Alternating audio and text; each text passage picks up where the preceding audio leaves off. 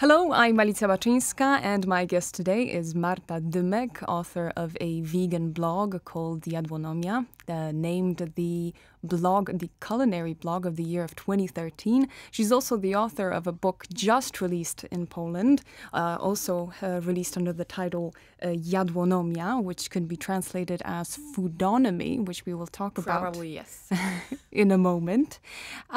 First, talk a little bit about the book and your idea behind it. Well, where to start? So the book is concentrated about the vegan food, vegan cooking. So my first idea was to divide books into chapters, which will show how amazing and various is vegan cooking and vegan food. So each chapter is focused on kind of like one veggies or roots or tofu, tempeh, and other pulses beans. And I hope these chapters are quite showing that vegan cooking is not just tomatoes and salad and cucumber. It's much, much more. Mm-hmm.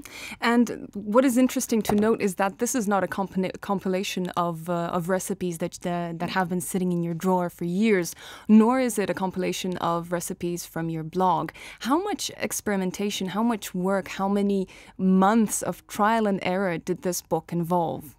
Well, first thing is, I think that conducting a blog and writing a book are two completely different things, because on the blogs, everyone can just write me a comment or send an email and ask me about something.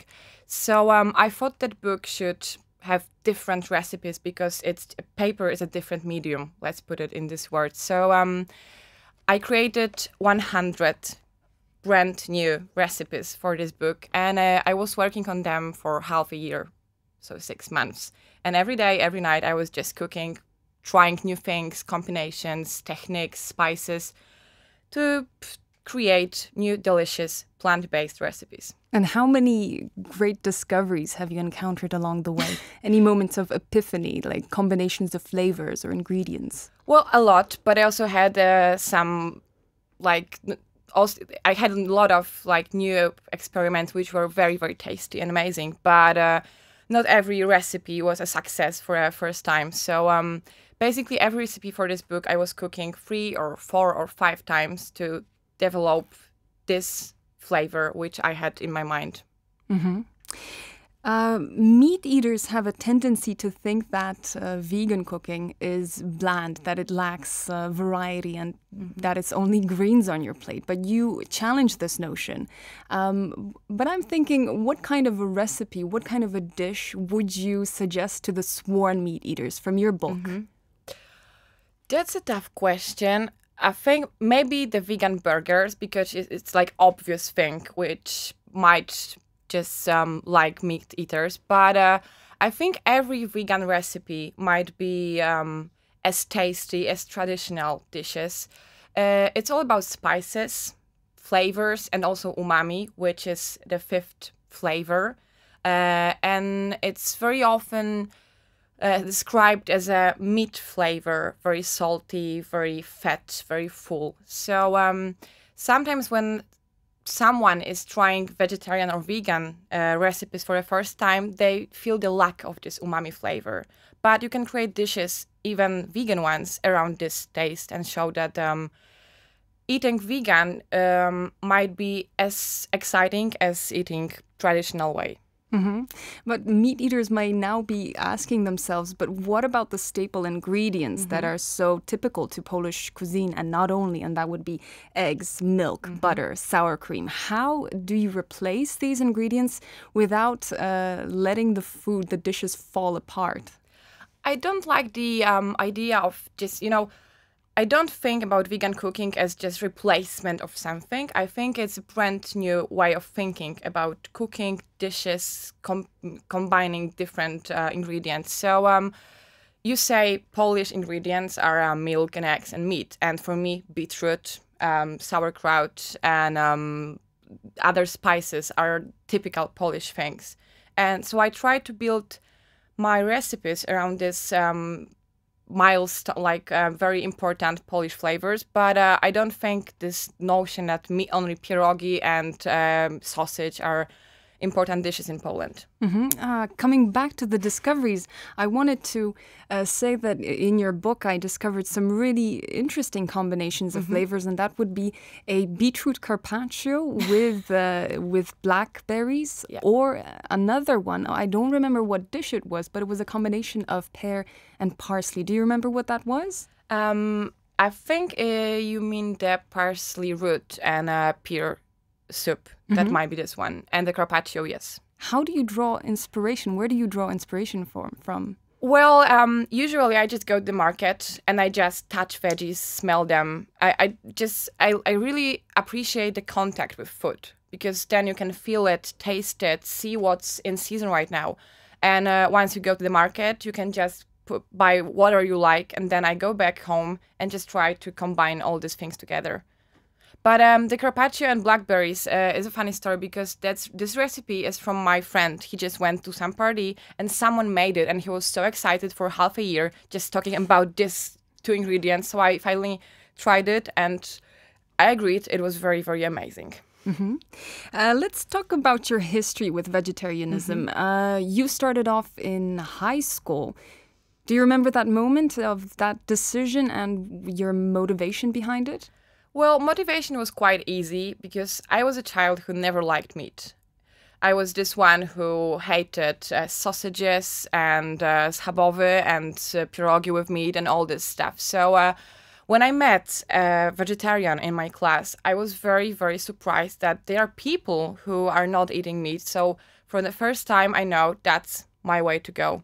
So I came back home and I was very proud to announce, Mom, Dad, I'm vegetarian now. And that was it. It was in high school, and it's 10 years right now. 10 years? Yeah. Is it easy being a vegetarian in Poland? Yes, it's easy. I mean, many people are comparing Poland to Berlin or to US. Okay, there is a small difference, but I see last year was very, very, very lucky for Polish vegans and vegetarians. Right now in Warsaw, we have a lot of vegan places, vegan burgers, vegan pizza. You can get tofu in almost every tiny shop. So I think it's not that bad. While you yourself are a vegetarian, this book is all about vegan recipes. Is that the next step for you? Well, to be honest, it's complicated, because I always call myself vegetarian because I'm traveling a lot, like Georgia, Morocco, or Israel, or right now I came back from Canary Islands. And when I'm traveling, it's not always easy to be a vegan on the road. So that's why I call myself vegetarian, because at home here in Warsaw, I cook only vegan way. I suppose I do want to ask you this question. 10% of the society in the U.S. That are herbivores, a study has shown, return to eating meat sooner or later. Have you ever found yourself struggling, or was it never a problem for you? Well, no, I never had this problem, because as I told you before, I never liked meat. So there was... I can't even think about one dish I'm missing from the traditional cooking.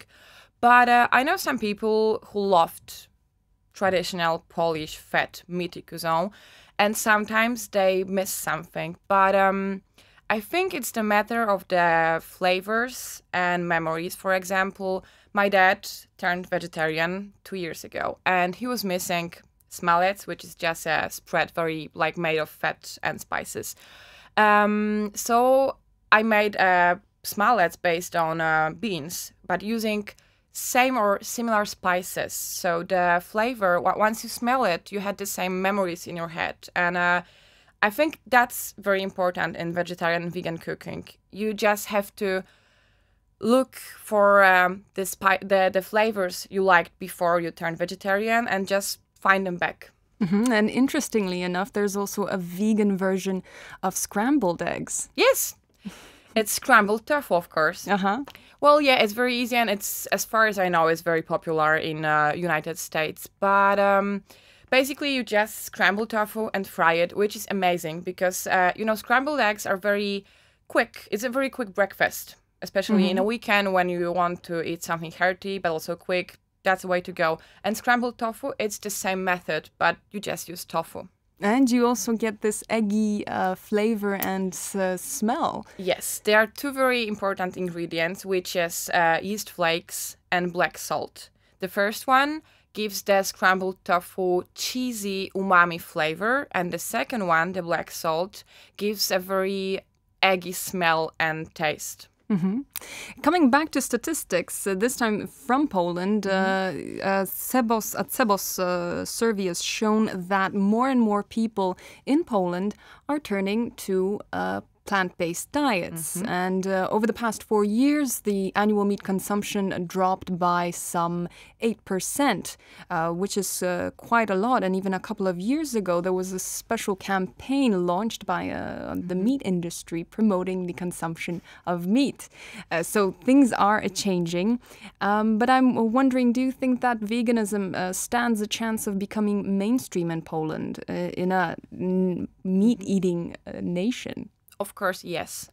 Well, I always think that veganism, it's not only a brand new trend for hipsters and youngsters from Warsaw. You can be vegan living in a tiny village, and because the important thing is to cook vegan at your home. You don't need tofu or tempeh or all these fancy ingredients. You just can go to a regional market and get some lentils, some beans, fresh veggies, and just cook amazing plant-based dinner or lunch.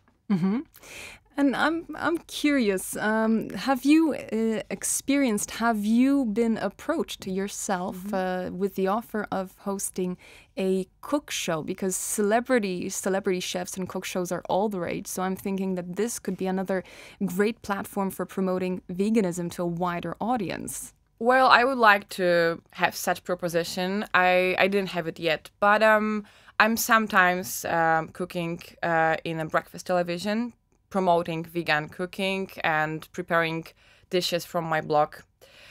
So maybe in the future it will be something bigger than just breakfast television. We'll see. So hopefully that day will come. Yeah. Thank you so much, Marta. Thank you.